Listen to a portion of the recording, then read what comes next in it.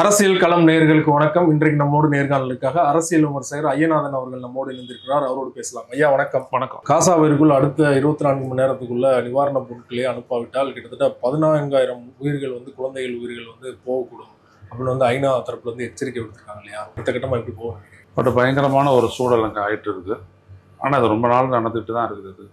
ஆனால் இதெல்லாம் பற்றி எதை பற்றியுமே கண்டுக்காமல் தொடர்ந்து குண்டு வீசி நேற்று 60 பேர், முந்தா நாள் 150 பேர் அப்படின்னு கொண்டு குவிச்சிட்டு இருக்கிறான். இஸ்ரேலுடைய நோக்கத்தை தெரிஞ்சுக்கணும். என்னன்னா எக்ஸ்பான்ஷனிசம், ஜியானிசம்ன்றது அதுதான். இஸ்ரேலை விரிவுபடுத்துறது. அதில் பாலஸ்தீனம் அப்படின்றதே ஒன்று கிடையாது. மேப்லேருந்து அதை அழிச்சிடணும். ஸோ அதனால் அவன் என்ன பண்ணுறான், என்டையர் காசா ஸ்ட்ரிப்பில் ஒரு இடம், ஒரு பில்டிங் கூட இருக்கக்கூடாது. எல்லாத்தையும் குண்டு வச்சு தகுறான். அது ஹாஸ்பிட்டலாக இருக்கட்டும், பள்ளிக்கூடமாக இருக்கட்டும், நிவாரண முகமாக இருக்கட்டும், எதுவாக இருந்தாலும் சரி குண்டு போடு, அழிச்சிரு, ஒன்றுமே இருக்கக்கூடாது அப்படின்றா. அப்படி இருந்ததுன்னா தான் எனக்கு பாதுகாப்பு, அது இஸ்ரேலுக்கு பாதுகாப்பு அப்படின்னு நெத்தன்யாஹூ ஒரு முடிவு வரான். இதான் அங்கே பிரச்சனையே. இது என்ன பண்ணுறான், ஹமாஸ் நடத்திய ஒரு தாக்குதலை இப்படி ஒரு தாக்குதல் நடத்துறதுக்கான ஒரு சாக்கு போக்காக அவன் எடுத்துக்கிறான். இதுக்கு அமெரிக்கா பக்காவை துணை நிற்கிறாங்க. அவங்க 2 கப்பல் எடுத்து நிறுத்திட்டாங்க. ஒன்று மெடிட்டரேனியன் சி, இன்னொன்று ரெட் சீனுடைய அந்த இதில் நிறுத்தி வச்சுட்டாங்க. ஸோ இஸ்ரேல் மேலே எந்த பெரிய பாதிப்பு, பெரிய தாக்குதல் எது நடத்தினாலும், ஈரான் நினச்சி நடத்தினாலும் கூட அதை உடனே முறியடிக்கக்கூடிய அளவுக்கு அனுப்பலாம் இந்த விமானத்தாக்கி போர்க்கப்பல்களில் இருக்கக்கூடிய எதிர்ப்பு எல்லாம் இருக்குது. அவனை பொறுத்த வரைக்கும் என்னென்னா, எல்லா விதமான ஆர்மி சப்ளை எல்லாமே அமெரிக்காட்டேருந்து வாங்கி வச்சுக்கிட்டு இந்த 350 சதுர கிலோமீட்டரில் இருக்கக்கூடிய இந்த மொத்த காசா பகுதியையும் ரபுள் ஆக்கிடுறது, ஒரு பில்டிங் கூட இல்லாத ரபுள் ஆக்கிடுறது. அப்படி பண்ணிட்டு இவன் போடுற குண்டு வீச்சலெல்லாம் சாவறது யாருன்னு பார்த்தீங்கன்னா பெண்கள், குழந்தைகள் தான் அதிகபட்சம் வருது. அப்படி கிட்டத்தட்ட 60,000 பேருக்கு மேலே செத்து போயிட்டாங்க. இன்னொரு பக்கத்தில் பார்த்தீங்க அப்படின்னா நிவாரணப் பொருட்களை உள்ளே வரவே விட்டுறதில்லை. இப்போ பார்த்தீங்கன்னா 150 ட்ரக்ஸ் இருக்குது, 500 ட்ரக்ஸு. இது எல்லாம் உணவுப் பொருளோடு இருக்குது.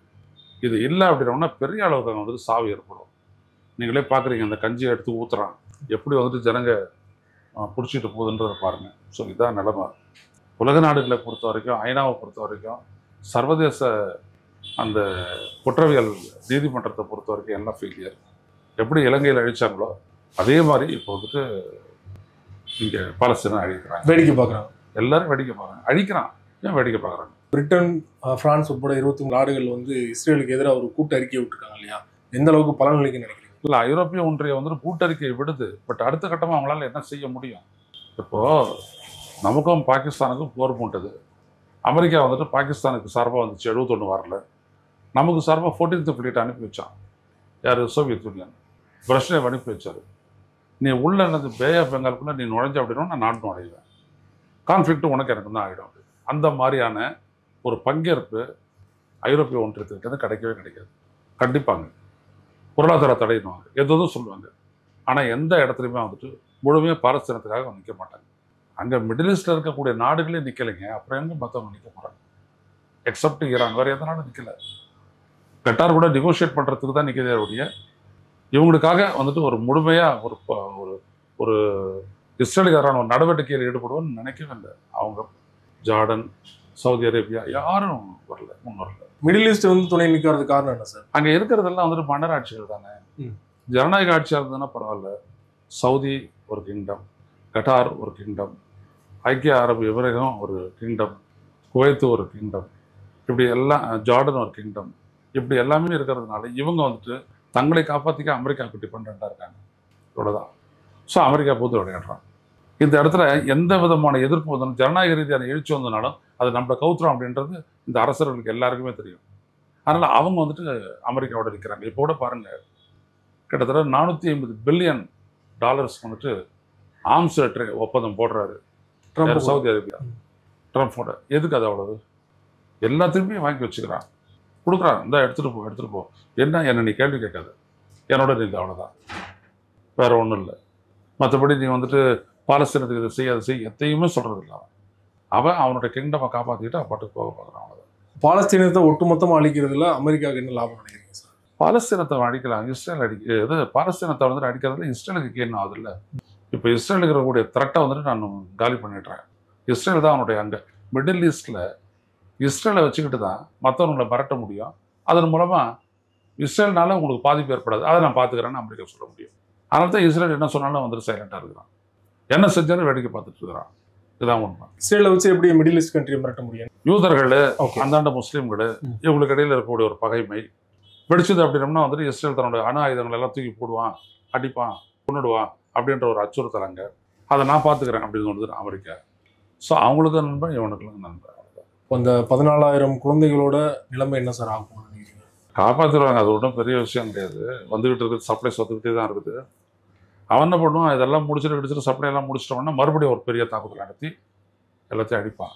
நீங்கள் பாருங்கள், எந்த இடத்த நீங்கள் வந்துட்டு ஃபோக்கஸ் பண்ணிங்கனாலும் காசால எல்லாம் ரபுள் ஆகி தான் கிடக்குது. அதுக்கு மேலே பாம்பு போட்டுக்கிட்டே இருக்கிறான். என்ன பண்ண முடியும்? எந்த ஒரு நாடு, அதுவும் சொன்னேன் நான் ஏற்கனவே, இந்தியா வந்து நாம் அலைன்டு மீட் அப்படின்னு சொல்லிட்டு ஒரு அணிசார நாடுகள் இருந்துச்சு அப்படின்னா இதில் கேள்வி கேட்கும் இல்லையே. ஒரு பக்கம் இந்த போர், இன்னொரு பக்கம் பார்த்தீங்கன்னா உக்ரைன் ரஷ்யா போர். ரஷ்ய அதிபர் புடின்ட்ட நேற்று தொலைபேசி வாயிலாக ட்ரம்ப் வந்து கிட்டத்தட்ட 2 மணி நேரம் பேசியிருக்காரு. பேச்சுவார்த்தை வந்து சுமூகநிலை எட்டலை, பேச்சுவார்த்தையிலேருந்து வெளியேறுது அப்படின்னு சொல்லி ட்ரம்ப் மிரட்டினதெல்லாம் ஒரு தகவல் வந்துகிட்டு இருக்கு. ரஷ்யா வந்துட்டு ஒரு விஷயத்த சொல்கிறான், ப்ரீ கண்டிஷனாக, நான் பிடிச்ச இடம் என்னதுன்றான். அதை எப்படி உக்ரைன் ஏற்றுக்கும்? முடிஞ்சு போச்சு. அவன் வந்துட்டு பார்த்தீங்க அப்படின்னம்னா அந்த டோனர்ஸ்க் அப்படின்ட்டு ஈஸ்டர்ன் உக்ரைன் அதில் 2 மாகாணங்களை பிடிச்சிட்டான். அங்கே இருக்கிறவங்களாம் ரஷ்யன் தான், அது ரஷ்யாவோட தான் இருக்கணும் அப்படின்னு சொல்லிட்டு அவன் பிடிச்சிட்டான். கிரீமியாவும் என்னோட தான் அப்படின்ட்டான். இப்போ இதெல்லாம் அங்கீகரிக்கணும், யார்? உக்ரைன் அங்கீகரிக்கணும்னு எதிர்பார்க்குறான். எப்படி நடக்கணும்? ஒரு பக்கம் வந்து இந்த போர் வந்து நடக்கணும்னு அமெரிக்கா விரும்புது, இன்னொரு பக்கம் ரஷ்யா உக்ரைன் போரை வந்து நிறுத்தணும்னு விரும்புது. 2க்கான காரணங்கள் நீ அதை சொல்லிட்டீங்க, இதை நிறுத்துறதுக்கான காரணம் என்னென்ன? Double game. அவனுக்கு என்ன அப்படின்னம்னா, இதுக்கு மேலே நான் உங்களுக்கு உதவி செய்ய முடியாது, போதுமான உதவி செஞ்சுட்டேன், இப்போ உன்னுடைய வளங்களை நான் கொள்ளையடிக்கணும், என்னோட எக்கானமி ரொம்ப மோசமாக இருக்குது, பொருளாதாரம் ரொம்ப மோசமாக இருக்குது, அதனால் எனக்கு வந்துட்டு இடம் கொடுத்துட்டு நீ பேசாமல் நான் சொல்கிறது படி கேட்டுக்கோ அப்படின்றான். அதில் என்ன, ஜெலன்ஸ்கி வந்துட்டு ஒத்துக்க மாட்டேங்கிறார். எனக்கு என்னுடைய நாட்டினுடைய பிடிச்ச இடத்துல இருந்துட்டு வெளியேறணும். எதற்காக? நான் என்னுடைய நாடு எடுக்கிற முடிவில் வந்துட்டு ரஷ்யா தலையிடணும். நான் நேட்டோட போகிறேன், நான் யாரோட வேணும்னு போகிறேன், அவன் தலையிடணும் அப்படின்றது அவங்களுடைய கேள்வி.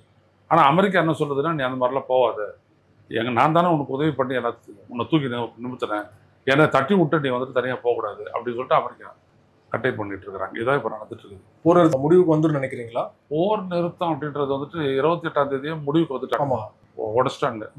மார்ச் 18ஆம் தேதியே உடச்சிட்டாங்க. உடச்சிட்டு இப்போ வரைக்கும் நடந்துட்டு இருக்குது. இதில் எந்த விதமான மாற்றமும் இருக்காது.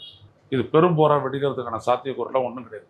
ஒருவேளை இவர் நம்ம இந்த கட்டாரு, இங்கே இவங்க ஓரளவுக்கு ஈராக்கு, ஈரான், அப்புறம் சவுதி அரேபியா, இவங்களாம் ஒரு அலையன்ஸாக வந்தாங்க அப்படின்னோம்னா ஒரு அச்சுறுத்தல் ஏற்படலாம். இல்லாட்டி எந்த மாற்றமும் ஏற்படாது. இல்லை, நம்ம கவனிக்க வேண்டியது என்னன்னா, உலகத்தினுடைய அமைதி ஒரு மிகப்பெரிய ஒரு பாதிப்புக்கு நோக்கி போயிட்டு இருக்குது.